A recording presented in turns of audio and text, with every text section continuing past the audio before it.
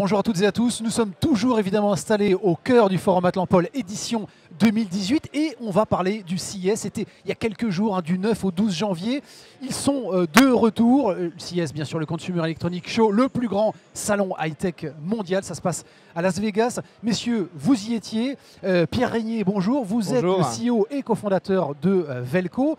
Florent Rioux, bonjour. Vous êtes le chargé de mission, un des chargés de mission Atlampol, sur la partie accompagnement des porteurs de projets et partie création, développement.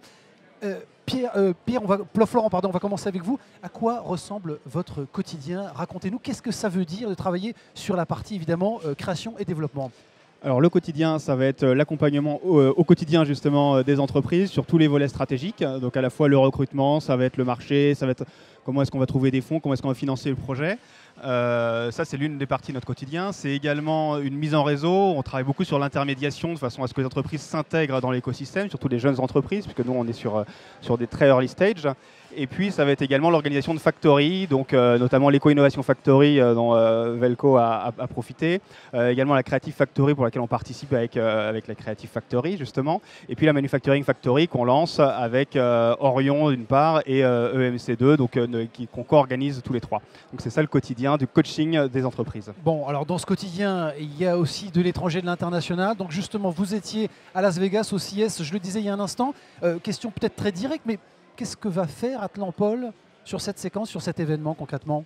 Alors, 7 entreprises atlampolitaines étaient présentes au CES, dont 4 qui étaient accompagnées. Donc, on les a préparées en amont du CES de façon individuelle d'une part et collective d'autre part. On a organisé notamment une préparation au pitch pour laquelle on a fait intervenir une spécialiste. Donc, l'idée, c'est de les accompagner en amont et ensuite de les accompagner physiquement au salon. L'autre idée également, c'est de prendre les tendances. Le CES, c'est une magnifique plateforme qui permet de voir quelles sont les futures tendances qui sont en train d'émerger. Donc, de prendre ces tendances de manière ensuite à pouvoir recoacher disons, les entreprises en fonction de ces tendances-là et de voir si elles s'inscrivent dans cette lignée-là ou bien au contraire si elles prennent le contre-pied. Et tout est possible évidemment, mais à condition de les connaître. Bon, des entreprises accompagnées, je le disais il y a un instant. Pierre Régnier, vous êtes CEO et cofondateur de Velco. On va parler de Wingbar, c'est ce guidon intelligent. Racontez-nous un petit peu ce qui est en train de se passer là du côté de Velco. Alors en fait, voilà, Velco, on sort notre premier produit qui est le Wingbar, le premier guidon de vélo connecté, qui a 3 fonctionnalités principales. La première, c'est un système de navigation GPS par la lumière pour vous indiquer les directions à prendre. Il y a aussi des phares automatiques, comme sur votre voiture, pour être toujours visible de votre environnement. Et un système d'alarme et de géolocalisation en cas de vol. Bon, Pierre, qu'est-ce que Velco concrètement est parti chercher aux États-Unis? Il y avait 3 choses. La première, en fait, c'est améliorer la couverture presse aussi sur l'Europe et les États-Unis de notre produit, de notre société. Et la deuxième chose, c'est des partenariats industriels et de la distribution de nos produits. Ça a été vraiment un succès pour nous, ce CES, à ce niveau-là. Et après, la troisième des choses, on lance une levée de fonds de 2 millions d'euros pour lancer notre produit à l'échelle européenne. Et donc là aussi, ça a été un succès. On a pu ressortir de là avec des lettres d'intention d'industriels voulant investir chez nous ou de corporate venture. Voilà, ce que vous êtes en train de nous dire là, c'est qu'il y a des investisseurs qui se sont manifestés, des investisseurs américains qui se sont manifestés aussi. Américains et européens. Il faut savoir que le CES, effectivement, c'est aux États-Unis, mais je crois qu'on fait jamais autant de business avec des Européens et des Français sur place. Quoi. Voilà. Bon, comment vous allez utiliser l'argent que vous allez recevoir? Quelles vont être les priorités d'investissement pour Velco? Alors, c'est principalement du développement commercial. La plupart des fonds en fait, vont être utilisés pour développer l'équipe commerciale, l'équipe marketing aussi, pour diffuser le produit à l'échelle européenne, aussi bien pour le retail que pour nos services B2B. Voilà. Bon, Florent, j'aimerais comprendre un petit peu, parce que ces startups, quand elles partent aux États-Unis et au CES à Las Vegas, on pourrait se dire qu'elles sont dans une phase de maturité, de développement avancé. Pour autant, on en voit de plus en plus qui arrivent en early stage. Pour quelles raisons? Alors effectivement, il y a énormément de startups early stage qui sont présentes au CES. Il y en avait plus de 400 là, cette année, donc ça a pratiquement 400, ça a doublé par rapport à l'année précédente de startups françaises, je parle. Les 3 raisons que je vois pour leur présence au CES, la première, c'est la capacité qu'ils vont avoir, comme vient de le dire Pierre, de trouver des partenaires, que ce soit des partenaires financiers, que ce soit des distributeurs, que ce soit des fournisseurs. Et donc ça, toutes ces personnes-là sont présentes au CES, donc on peut les retrouver, que ce soit sur le marché américain ou sur le marché français ou européen. Ça, c'est la première raison. La deuxième raison, c'est la couverture en termes de communication qui est extrêmement importante, notamment sur la communication en France, mais également la communication aux États-Unis. Donc, c'est une tribune qui leur permet de faire cette communication. Et ça, c'est tout à fait unique pour une start-up qui a du mal généralement à communiquer parce qu'elle est prise dans un foisonnement de communication. C'est le deuxième point. Et le troisième point, c'est effectivement de pouvoir rencontrer des clients, y compris des voisins de palier qui se sont déplacés au CES, donc même des clients français pour ces sociétés-là.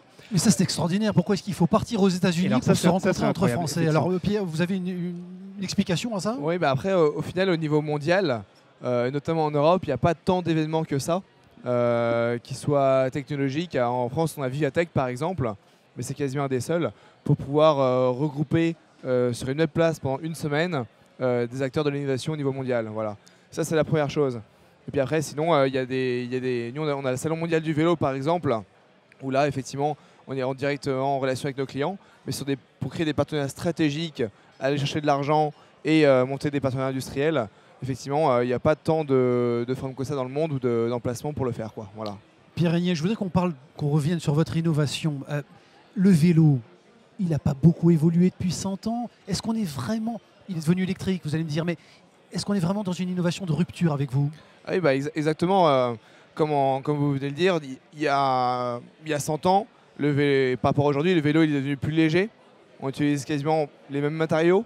Il y a eu l'aluminium, le carbone qui sont venus, il est devenu électrique, mais sinon il n'a pas bougé. Et aujourd'hui, il y a une réelle demande sur le marché d'innovation. Nous, on travaille sur le tableau de bord du futur. On vient, notre objectif, c'est que vous puissiez avoir le même confort en voiture qu'en vélo pour vous inciter à l'utiliser au quotidien, en fait. Et c'est ça la clé du succès pour que le vélo, qui est déjà un marché en hypercroissance, continue sa progression monumentale, quoi. Mais voilà. Pour bien comprendre, chez Velco, ce qui vous préoccupe in fine, alors au-delà du design et de l'ergonomie, c'est la data. Exactement. On est d'accord? Voilà, oui. la data, parce que derrière, effectivement, on récupère beaucoup de données, la luminosité des rues, les zones d'accident, les zones de vol, les flux. Et au final, c'est sur ces enjeux stratégiques qu'on va travailler pour les 10 prochaines années avec nos clients. Le produit, il était conçu comme ça, d'ailleurs, hein. On a rassemblé autour de la table nos clients, fabricants de vélos, distributeurs, assurances ville. On leur a demandé qu'est-ce que vous voudriez, vous, aujourd'hui, mais dans 10 ans. Et en fait, nous, on n'a pas travaillé sur l'aujourd'hui, on a travaillé sur ce qu'ils vont vouloir dans 10 ans. Voilà.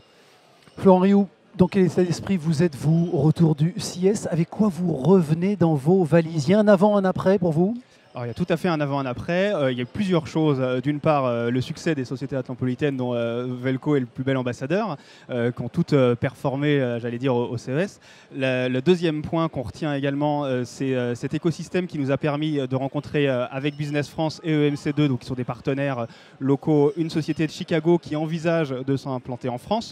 Donc là-dessus, ça fait partie des axes de travail qu'on va faire. On a pu faire un rendez-vous avec elle et puis lui présenter l'ensemble des avantages qu'on a sur le territoire de façon à l'orienter sur le territoire pour son implantation. Ça, c'est le deuxième point. Et le troisième point, comme je vous le disais, c'est l'ensemble des tendances qu'on a pu identifier, donc l'émergence de nouveaux secteurs, la maturité de l'IoT et également le fait que les entreprises sont de plus en plus sur des innovations ouvertes, tandis que précédemment, on était sur une innovation plus fermée. Chacun avait son produit en silo. Et aujourd'hui, on voit sur chacun des stands compatible avec un tel, travaille avec un tel, partenaire avec un tel. Et donc, on est sur une innovation qui est de plus en plus ouverte, un écosystème, et ça correspond tout à fait à l'ADN également d'Atlampol, donc c'est une confirmation qu'on va dans le bon sens. Pierre, est-ce que vous ne regrettez pas pour autant au CES qu'il manque encore trop de grandes entreprises françaises? Oui, exactement, c'est la remarque qu'on s'était faite aujourd'hui. On voit qu'il y a beaucoup d'industriels allemands qui sont présents. Bosch, par exemple, hein, pour nous, c'est une entreprise emblématique dans le milieu du vélo. Mais aujourd'hui, effectivement, les entreprises françaises, les grandes entreprises sont réellement absentes sur le CES. Donc on peut espérer, vu la fréquentation aujourd'hui des entreprises françaises en tant que start-up sur le RECA Park, qu'une bonne partie va devenir des grands groupes et qu'elles sont présentes également en tant qu'exposantes sur le CES dans les prochaines années. Voilà. Bon, c'est tout ce qu'on peut souhaiter. Florent, peut-être pour terminer quand même, qu'est-ce qui va se passer? Alors on a bien compris les premiers enseignements pour vous et pour Atlampol de cette expérience au CES. qu'est-ce qui va se passer? Comment vous allez débriefer avec les entreprises que vous avez accompagnées? Alors ensuite, ça va faire partie de l'accompagnement individuel dont je vous parlais au tout début de notre entretien. Donc il va falloir débriefer effectivement sur l'ensemble des contacts, sur les levées de fonds, sur ce qu'on va faire ensuite. Ça c'est très très personnel, donc ça va être tout à fait individuel par entreprise. Il y a également ce dont je vous parlais avec cette entreprise de Chicago. On va voir comment est-ce qu'on peut l'accompagner pour qu'elle s'implante et qu'elle crée des emplois sur le territoire. Et également un relevé des tendances pour pouvoir identifier les entreprises qui vont pouvoir rentrer dans ces tendances ou bien qui vont pouvoir se développer sur ces tendances. Messieurs, merci beaucoup pour vos témoignages et je vous souhaite évidemment un excellent Forum Atlampol édition 2018. À très bientôt, merci. Merci. Au revoir.